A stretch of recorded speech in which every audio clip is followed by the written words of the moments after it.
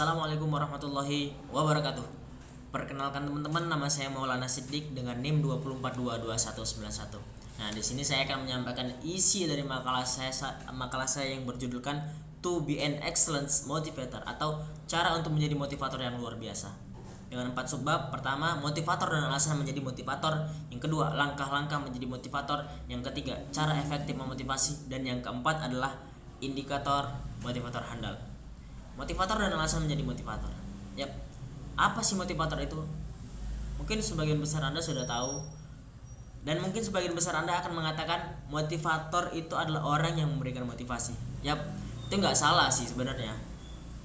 Motivator adalah orang yang memiliki profesi atau pekerjaan dengan memberikan motivasi kepada orang lain. Nah, biasanya pemberian motivasi ini dilakukan melalui pelatihan-pelatihan ataupun seminar. Sedangkan menurut KBBI, motivator adalah orang yang menyebabkan timbulnya semangat pada diri orang lain untuk mengerjakan sesuatu. Menjadi seorang motivator itu tidaklah mengenai bakat, kecerdasan, kesempurnaan, ataupun kepintaran. Tetapi menjadi seorang motivator itu adalah mengenai ketulusan. Ya, ketulusan untuk mendengarkan dan berbagi dengan orang lain. Terus, kenapa sih kita harus jadi seorang motivator, kan begitu? Ya itu tadi, supaya kita bisa berbagi cerita, berbagi pengalaman dengan orang lain. Supaya itu bisa menjadi satu modal untuk dia bangkit dari keterpurukannya. Yang kedua, langkah-langkah menjadi motivasi. Menjadi seorang motivator, untuk menjadi seorang motivator itu kita harus mempunyai skill dan mengembangkannya.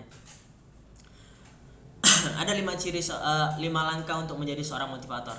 Pertama, mindset, yaitu sebuah pemikiran yang mesti dimiliki oleh seorang motivator yang dihasilkan dari pola pikir tertentu. Yang kedua, kenalilah diri Anda, supaya nanti ketika Anda menjadi seorang motivator, Anda tidak menjadi diri orang lain, tapi Anda berbicara, Anda manggung dengan ciri khas Anda sendiri. Nah, di sini kita lebih disuruh untuk menggali potensi yang ada di dalam diri kita supaya bisa dijadikan modal untuk menjadi seorang motivator. Yang ketiga, latihlah kemampuan Anda. Karena dengan terus berlatih, seorang motivator itu pasti akan handal meskipun hanya di dalam satu bidang ilmu saja. Yang keempat, jualah dirimu. Ya memang terkesan konotatif sih, tetapi makna sesungguhnya adalah bahwa keterampilan menjual diri itu sangatlah dibutuhkan, sangatlah penting bagi seorang para motivator untuk menjaga debut mereka sebagai seorang motivator yang berhasil dan berpenghasilan. Yang kelima, buatlah kelas Anda sendiri. Yap, betul sekali. Kelas seminar itu sangatlah penting bagi seorang motivator. Kemudian yang ketiga, cara efektif memotivasi.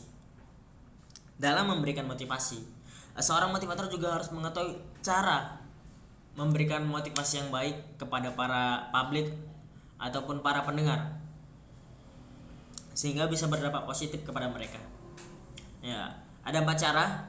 Yang pertama, lakukan sesuatu yang menarik ataupun beri isyarat supaya Anda mendapatkan perhatian.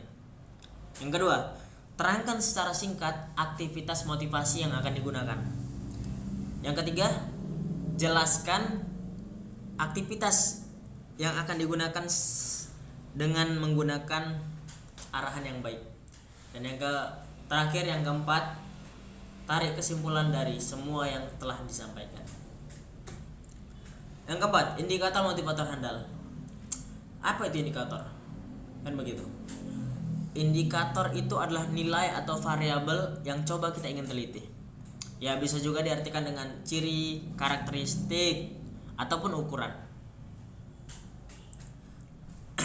Lantas apa sih sebenarnya indikator seorang motivator itu?